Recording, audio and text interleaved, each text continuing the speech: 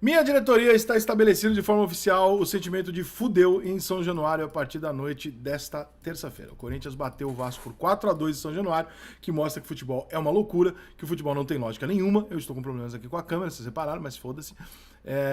E que agora o Vasco tem problemas bem sérios. O Vasco que parecia ter dado aquela respirada, pô, empatou aqui, empatou ali e tal, pô, agora ganha do Corinthians em casa e tudo bem. O Corinthians tomou de 5 do Bahia em casa, pô, esquece, o Vasco vai atropelar. E o Vasco começa o jogo e dá uma atropeladinha no Corinthians. Vai bem, vai pra cima do Corinthians, cria oportunidade, faz um gol com 3 minutos, tal, não sei o que. O Corinthians faz 1-1, numa bola meio maluca, né? Tabela meio que de cabeça dentro da área. Tudo bem, o Vasco tá a zaga de anões. E aí, o Corinthians empata, o Vasco faz de novo 2-1, controlando, beleza, tal. Quando o Corinthians faz 2-2, o Vasco para de jogar. O Vasco entra em pânico. E aí vem o segundo tempo, o Corinthians faz mexidas melhores, o Mano trabalhou melhor no vestiário do que o Ramon. O Corinthians volta de uma outra maneira, com as peças parecidas e usa quase todas as suas substituições para fazer cera. Mas com tudo isso, o Corinthians acerta uma bola com o Moscardo de fora da área.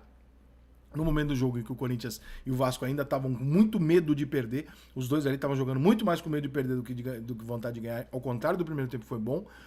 E aí o Corinthians acha o gol lá, e aí, meu irmão, aí é pânico em São Januário.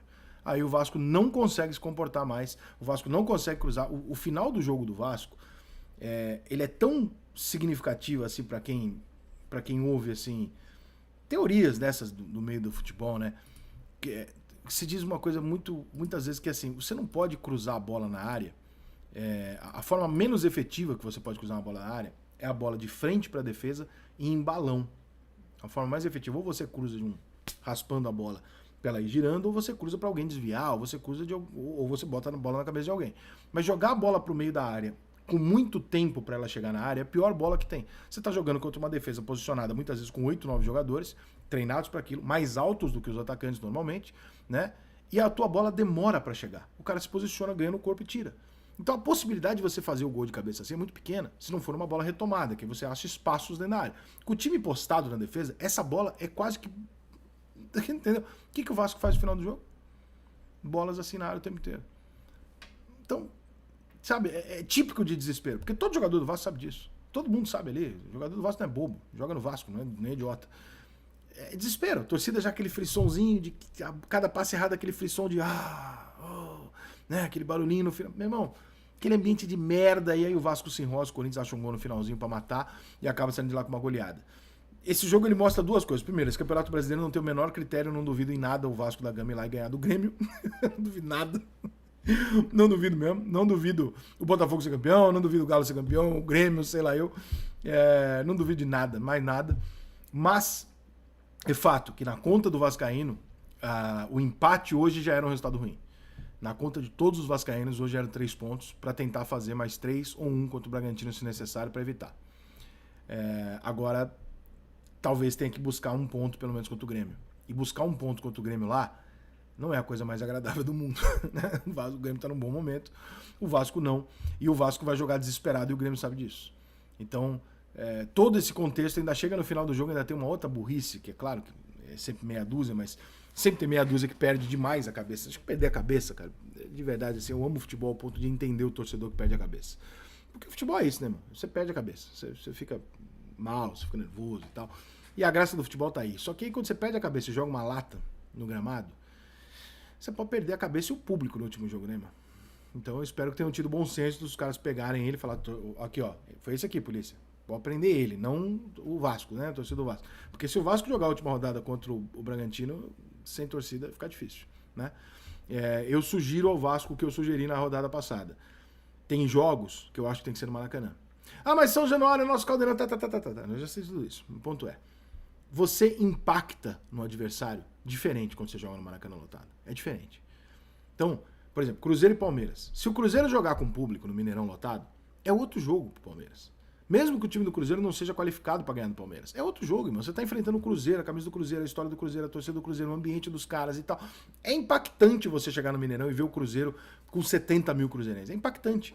Te dá uma sensação diferente de inferioridade quando você chega no jogo.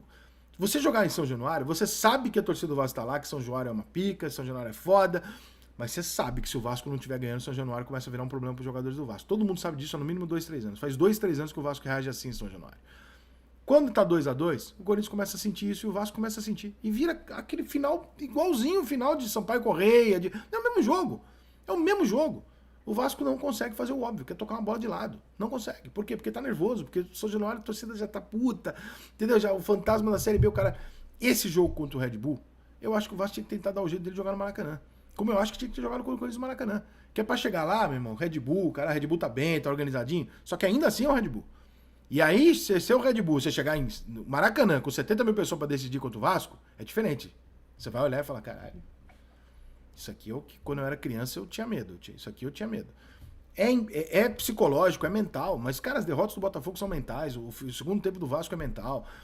Uma porrada, vocês estão vendo, cara. O Abel Ferreira tem falado isso o tempo inteiro, o futebol é mental. A parte técnica do futebol é importante, mas ela não é a mais importante. A mais importante é mental e os campeonatos estão sendo resolvidos nisso. Então, agora que não tem muito como você fazer treinamentos mirabolantes em 3, 4 dias e montar um esquema, não tem, irmão. O que tá feito, né? Trabalha no que dá. E o que dá, eu acho que pro Vasco é criar esse ambiente de grande, um ambiente gigante. Mostrar pro Bragantino no último jogo o seguinte, ó, eu sou grande pra caralho. Eu não sei o que você tá jogando, se você tá jogando vaga Libertadores, não me interessa. Eu sou o Vasco. E eu sou o Vasco, eu acho que condiz, sabe o quê? Na boa, camisa branca, com a porra da lista preta, que por mais que não seja a número 1, é a que a gente tá acostumado, no Maracanã lotado, aí é Vasco. Aí você pode até errar, mas aí você tem o impacto no adversário. Isso eu acho que hoje o Vasco não é um time que se comporta bem em São Januário. Pode dar merda no Maracanã? Pode. Mas tá dando merda em São Januário já faz alguns anos, em jogos decisivos, né? E o Corinthians, cara, vai ter que explicar muito aí, porque o torcedor do Corinthians tá entendendo nada, né? O que foi aquele jogo contra o Bahia? Que hoje foi lá, conseguiu se defender muito bem, principalmente quando o Vasco fez a pressão, né? Não necessariamente no primeiro tempo. As oportunidades que ele fez, e o Corinthians tem uma dificuldade terrível, se eu não me engano, eu fiz uma estatística que eu puxei durante a live hoje, desde setembro, o Corinthians jogou, sei lá quantas partidas, uma porrada, o Corinthians fez mais de um gol no jogo apenas 3 vezes. Todos os outros jogos o Corinthians fez um gol no jogo, no máximo. Hoje o Corinthians fez 4. Pera aí, gente. Esse jogo contra o Bahia aí tem que ter uma explicação. Tem que ter alguma coisa ali. Não é possível, né? Sei que o torcedor vai ficar falando, esquema de eleição. Pô, não vai convencer um time de futebol a entregar um jogo de 5 pro Bahia no esquema de eleição podendo ser rebaixado. Não vai fazer isso. Então, tem alguma coisa ali acontecendo, irmão. Porque não é normal. Acho que o Corinthians tá livre? Acho que tá 90%. Né? Não dá pra cravar, não. Porque esse campeonato tá tão maluco que amanhã todo mundo ganha. Não adiantou porra nenhuma abrir 3 porque todo mundo colou. Então também não adianta nada.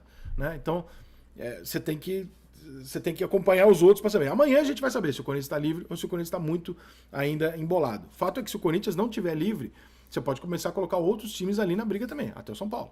Porque realmente o sarrafo vai subir bastante de 45. Então, vamos aguardar. Mas, a grande vitória do Corinthians. Né? Um alívio para o Corinthians, o Corinthians não esperava. E o Vasco pode se apegar no quê? Fala, bom, assim como o Corinthians não tinha nos planos, na continha dele, vir para São Januário e meter 3 pontos, depois de uma derrota daquela, eu também não tenho. Ir lá no Sul e tirar 3 pontos do Grêmio. Mas vai aqui. E aí, torcedor? Beleza? Eu sei que não tá nada beleza, tá? Uma situação muito preocupante, né? O Vasco ontem perdeu dentro de casa pro Corinthians, placar de 4-2. Era pra ser menos, mas tudo bem. Aquele gol do início ali já simbolizava a fadiga extrema do Vasco. Eu gostei do futebol do Vasco até determinado tempo. Mas teve um momento que o Vasco se desesperou, essa é a palavra certa. O Vasco perdeu a cabeça. Sabemos da cobrança, da torcida, sabemos da pressão que condiz aos riscos de rebaixamento, que são porcentagens bem consideradas. Mas o Vasco dava para ter segurado talvez um empate que também não seria bom. Ou se mantivesse a cabeça, conseguiria um resultado positivo, né? Teve algumas chances claras de gol. Os cruzamentos de bola, alguns muito sem nexo, não tem como fazer um cruzamento onde a bola realmente, como o Rica Peroni falou aí, não tem como fazer cruzamentos onde a bola demora muito a chegar dentro da área, com a zaga totalmente estruturada, com um goleiro como o Cássio, né? Um goleiro de alta qualidade, de proteção dentro da área em bolas altas. Não tem como. Então o Vasco ontem realmente perdeu a cabeça. Deixamos de pontuar 3 pontos aí, mas a vida que segue. Vamos torcer hoje pro Bahia perder pro São Paulo dentro de casa, que é algo muito difícil. São Paulo vem numa temporada horrível, fora de casa, mas dentro de casa tem tido bons resultados. Mas fora de casa não tem ganhado nenhum gol, não tem ganhado nenhum jogo, perdão. Mas vamos torcer para que hoje o resultado seja a favor do São Paulo, né? Hoje todos os vascaínos são tricolores. Então vamos torcer para que esse resultado aí se mantenha assim. O Vasco ainda tem mais 2 jogos pela frente. Temos que pontuar aí contra o Bragantino. Tem um jogo contra o Grêmio lá. Vai ser um jogo muito difícil, mas eu acredito que o Vasco consiga. Vai muito da questão psicológica mesmo. Então é isso, minha galera. Vamos torcer para que o Bahia realmente venha perder. Vamos torcer para que o Vasco venha pontuar contra o Grêmio e no jogo contra o Bragantino. Para que a gente, nosso foco, né? Vamos lá. A gente tem que se manter pelo menos na Série A, né? Para que o Vasco venha fazer reformulações, contratações. Porque se o Vasco cair para a Série B, pessoal, vai ficar uma situação chata. É um clube que ontem demonstrou futebol dentro de campo. Primeiro tempo, eu achei um primeiro tempo muito bom. O Vasco foi para cima, tava com bastante toques, passes de bola bem precisos, de forma rápida. Payet, nossa, como sempre, um jogador de alta qualidade, entre outros. Ficamos desfalcados ontem, com menos 3 zagueiros titulares, mas infelizmente a gente não tem muito o que falar. Então vamos torcer, vamos para cima, que no final tudo vai dar certo. Tamo junto, pessoal. Fé que a gente vai se manter na Série A aí. Um forte abraço. Mais tarde a gente volta com mais notícias. Valeu!